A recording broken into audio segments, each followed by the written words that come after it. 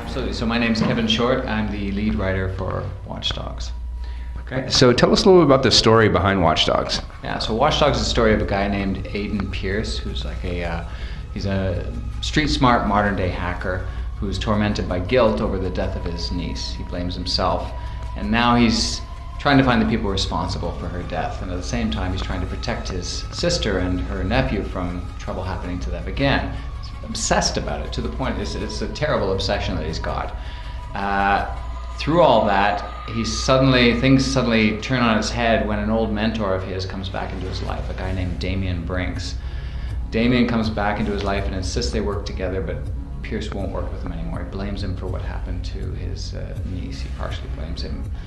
So the two end up. That becomes the focal point between the two of them. That's the critical point, and Pierce ends up hacking into CTOS, getting more control of the city, turning it into his weapon, and turning that against Damien.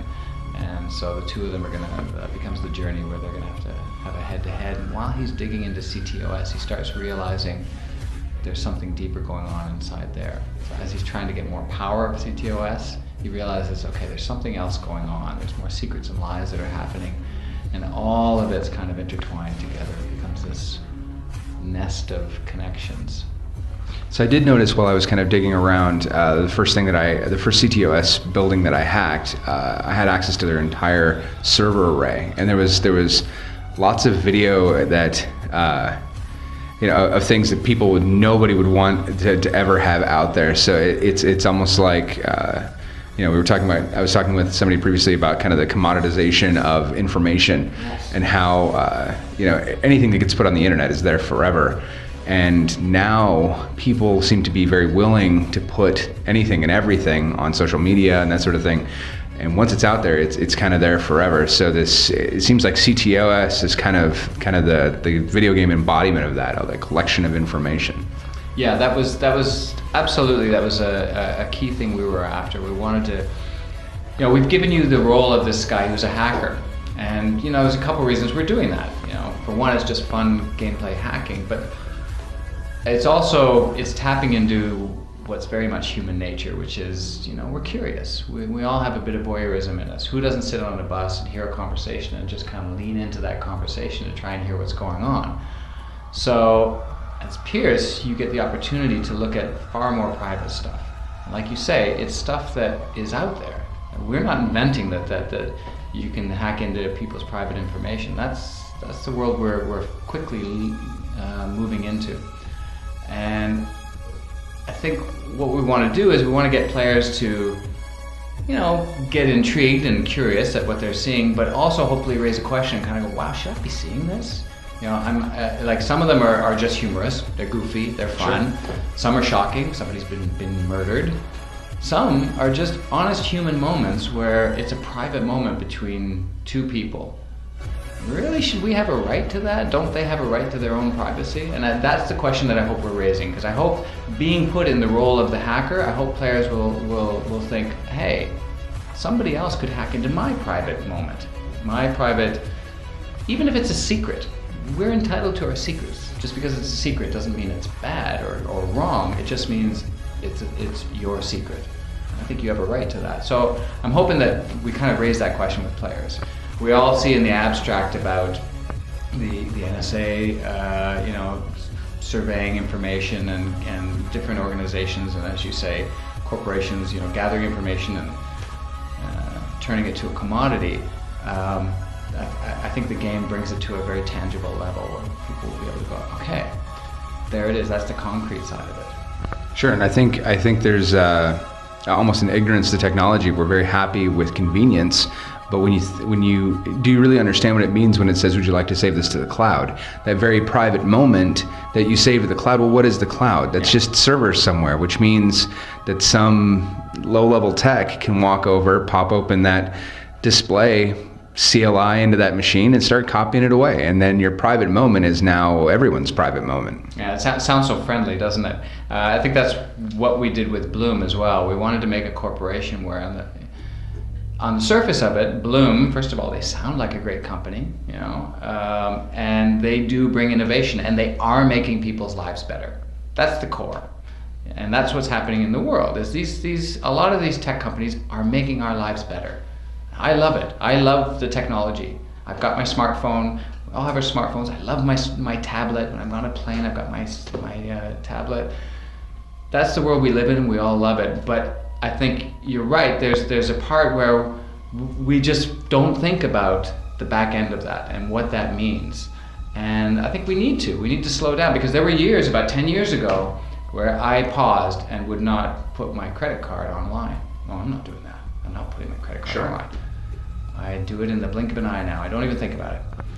And we do our banking on our phones. I've got on my own phone. I can check my eBay. That's all my digital identity. That's stored on something that phones are not secure. Phones are probably least secure of all technology out there right now, because smartphones are still very new. So that digital identity, I think you guys have really nailed that, and it's going to start a really good conversation about what it means. That digital representation of your analog self. And I think I hope that happens. I hope it, because that's exactly what we really want. And I think people can. There are people who can, and I've heard it. Say, well, if you have nothing to hide, then what are you afraid of? And I'm hoping what the game shows is that, look, any bit of information, you may not have anything to hide, but how you interpret that information, or how somebody else interprets that information, can be used against you. It can be very powerful. And the profiler, I think, goes a long way to doing that. So if you profile somebody, you see details of them. Now those details they're coming from a database. It's based on whatever your online shopping habits were. Did you have a criminal record? Well, maybe you had a criminal record when you were 18, right? And you made a bad choice. Maybe you were charged with fraud. Okay, so that's what I see. You're charged with fraud. Well, it doesn't matter what you say. It doesn't matter what life choices you've made since then. All I'm thinking is you were charged with fraud, and now I'm suspicious. So that's what I'm hoping the game is alerting you to, because players will make choices based on the profiles they see. Oh, he's unemployed. I'm not going to hack him. And at times they'll seem like soft, innocuous choices, but other times they could be, if this guy says, he's texting that somebody attacked his girlfriend and now he's going to kill her, and you have an opportunity to step in. Maybe you do, maybe you don't. Maybe you do, maybe you don't, right? Maybe you think, well, I think that guy deserves to be killed because he attacked his girlfriend. Or maybe another part of you is like, well, I don't know if that information is true. So I'm hoping that we just raise the question with players and say, look, you can't trust everything you see online. You can't base everything on a single sliver of information. I can tell you that it did change things kind of unconsciously for me. We've all played the Grand Theft Autos out there, and you're grabbing people out of their cars and that sort of thing.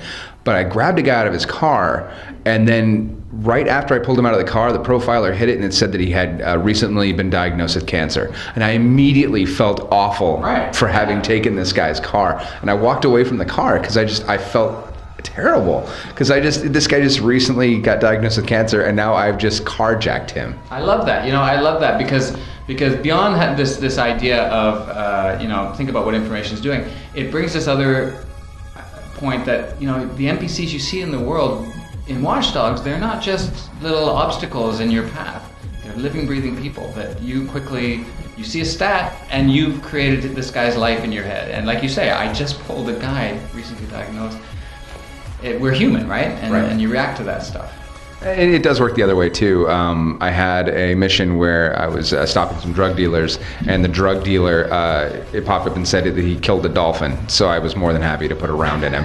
I didn't hesitate at all for that. Who kills dolphins? Come on. Right. Yeah, exactly. So we tried to make sure that we had a good range. We wanted to cover the gamut. We didn't want to. It was tricky. The profiler was really complex to build. We had a game designer helping us put all that together, and all the writers were working on what sort of categories do we want and what topics do we want to cover. And you really need to make sure that you're not trying to make social commentary. You're really just trying to put information out there that players can interpret the way they want to interpret. So some may seem innocuous to some players, but to others, they connect with it. collects comics. Something as simple as that. Some players could be like, it doesn't matter. Other players, I collect comics too, love it. Right. I'm not going to hack you. Whatever it is, small details like that, you're going to end up making little micro choices. Sure, and they're completely unconscious. That's the part that I liked about it, is over that 4 hours, I never saw the same thing twice, which I can't say that in a game that I've played ever, and I've been playing games my whole life. There's always repetition, but I never saw the same thing twice, and the conversations, unless you hacked the same person twice, you never heard the same conversation twice. So there's always, it made the world feel more alive, instead of, you couldn't see the strings, you couldn't see the scripting, and I really appreciated that. Yeah, that was important to us. Particularly phone conversations, you won't hear the same conversation twice. That was a conscious decision. It was a big one, because we realized that means a lot of conversations. But we also knew that the minute you hear the same conversation twice, you're okay, switched off. It's the facade. I see it. Yeah. I see the fourth wall. I'm out. So we knew that we had to take that step and commit to, you hear it once, it's gone. Which means if you the drag of it, I guess, is that if you just tap into it and then turn it off, well, okay, it's gone. It's gone. Yeah. But that's life, right? That's the world we live in. If you do that in real life, that's what happens. You don't get it back. It's on to something else. So early on, I saw kind of some of the shadow of Dedsec. Can you talk a little bit about Dedsec? Yeah, Dedsec is this hacker collective that was created specifically because of CTOS. So CTOS arrived in Chicago about 2 years ago from when the game starts, and it was, the Bloom brought it, the mayor of Chicago embraced it, and the city embraced it. This was after the power outage, right? Isn't that what it was? It was kind of a direct result of that? Yeah, there was a power outage in 2012 that was a smaller version of a CTOS startup that they had done on a smaller scale. It resulted in a power outage, and everything. That was a very bad situation for them, bad PR. People died as a result of this. So they regrouped. And came back stronger, approached Chicago, and Chicago was like, yeah, okay, we're a forward-thinking city. We'll embrace this, which I think is very true of Chicago. That's the kind of city they are. Sure. They aren't afraid to take on new ideas. And I think that's the strength of Chicago. So they integrate CTOS, and it works great. And the citizens love it because traffic lights are being synced. Your commutes are getting shorter. Just live. Free Wi-Fi for everybody. Free Wi-Fi. I mean, I think about lots of carrots. Absolutely, and I think about it myself and think, I think we're all going to be moving gradually to smart cities, and I think there are benefits to it. Absolutely, there are benefits. But Dedsec is a group that's like, okay, yes, there's benefits, but do you realize, people, that everything you're doing is you're putting it online to some data farm, and none of us know where that data farm is. None of us know how that information is being compiled, how it's being analyzed, and what's going to be done with it. And what's probably going to be done with it, which is why Dedsec is raising the flag, is they're saying they're going to turn it into a commodity. They're going to sell your own personal information right back to you.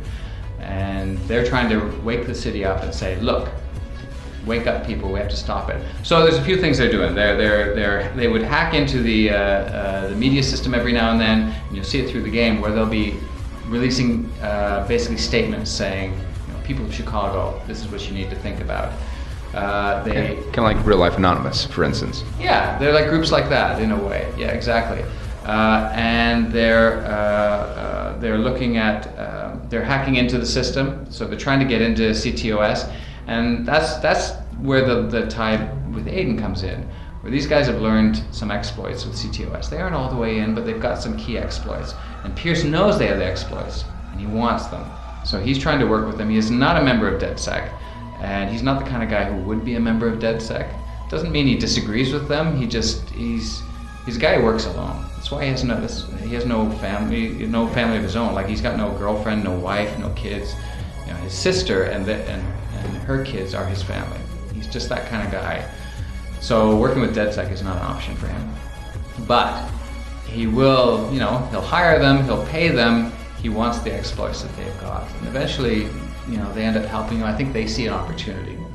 He's a bit of a wild card, but he's a hacker who's on the street. They're not street hackers. They don't get out there and they don't know combat. But this guy does, so he can get to places they can't. So if they feed him some of their exploits, maybe he can do something more with them, and maybe later they'll be able to convince him to help them out. So can you talk a little bit about the notoriety system? I noticed that when I did things that were probably questionable or got a little loose in the steering wheel and some civilians maybe got run over perhaps, I lost notoriety. Can you talk a little bit about that? Yeah, we've got this system, it's a reputation system in the game, and exactly like you say, if you run over people and you kill a civilian, it's going to take a hit on your reputation. Now, it's not a point system. We didn't want a point system. It's more how the city reflects back on you, how the city perceives you, and that's how the reputation works. So if you start ending with a negative reputation because you've driven over a lot of people, maybe you've shot civilians, you're going to get a negative reputation. And that means that when civilians see you, they're going to recognize you a lot quicker, and they're going to call the cops. There's that guy, it's the vigilante, I see him, he's right there. You'll see your face on TV a lot more, which means people have an opportunity to recognize the TV and recognize you, and again, call the cops. So there's just that little bit of extra pressure, and it's a reminder that, hey, your actions are being noticed. If you, let's say you avoid civilians, or maybe you're in situations where there's a car crash and a civilian's trapped in this car and it's calling for help. I don't know if you saw any of those, but if you go in and help them, they're going to notice that. So now your reputation's going the other way. And what that means is your face isn't going to be on the billboards as much, and let's say you break into a car. Well, then they might see you and kind of go, okay, I'm not going to say anything, I'm not going to call the cops, just get out of here. Because they recognize that you're helping the city, you're helping the civilians. It was really important for us that we approach it in a soft way. We didn't want to turn it into any kind of point system or turn you down a dark path or a good path, because then your choices become strategy. Well, they're analog at that point. And, exactly. And I don't think anything in life is really that cut and dry. It's not. And if you start making it a strategy, like, oh, well, I know that I can get this out of this, or these many points playing this way, then you're not really thinking about it. You're not thinking about the choices that you're making on a human level. You're thinking about it from a gamer's level. Reward level. A reward level. And so this way, it's just a softer way and it works. When you hear a guy who's like, yeah, get out of here quick, I won't call anybody, you're kind of like, okay, cool, that's my reputation. I got a good reputation, and there's a bit of pride in that. Anything else that you want to add about this story? Without spoilers, of course. No, I don't think so. I think what I like about the story is it's a very personal story. It's something that I think players are going to be relatable to. It raises questions. I think it challenges players, because Pierce is not he's not a conventional hero. He's a guy who you got to learn to like. And some players may not like him in the end. I don't know. I think his heart's in the right spot. He's got a lot to learn, and he's going to learn it through the course of the game, but his heart's in the right spot, and I think that's what I hope players will connect with. Thank you very much. Thank you.